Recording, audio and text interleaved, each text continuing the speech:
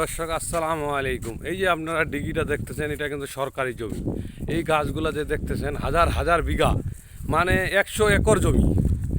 এই গাছগুলো হলো আমের গাছ।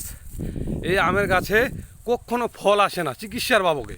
আমি সরকারকে আবেদন করি, এই গাছগুলা যদি নতুন সরকার উদ্যোগ নেয়, তাহলে এই গাছগুলো কেটে অনেক সুন্দর করে আমাদের ডিস্ট্রিক্টে একটা লিচুর গাছে 2-4-5 লাখ টাকা দাম লাগে ভাই। 2-4 লাখ টাকা 5 লাখ টাকা দাম লাগে একটা গাছে।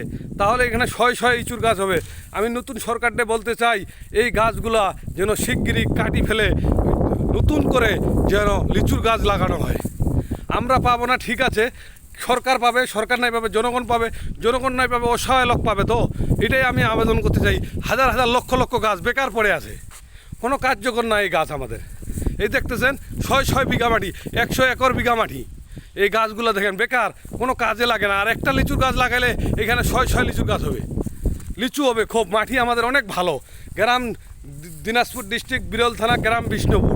আমি মুলুকদান থেকে বলতেছি, সরকারের কাছে এটাই আবেদন। এই হাজার হাজার লক্ষ লক্ষ গাছে কোনো আম ধরে না, ফল আসে না, তাহলে আমি আমের এই গাছ কাটি দেওয়ার জন্য সরকারের কাছে অনুমতি চাচ্ছি। এটাই অন্য কাছে সরকারের কাছে অনুমতি, এটাই আমার দরকার। এই আমি জন্য বলতেছি যেন এই গাছগুলো কাটলে সবার ভবিষ্যৎ আসবে। এটাই আমার কাছে আবেদন।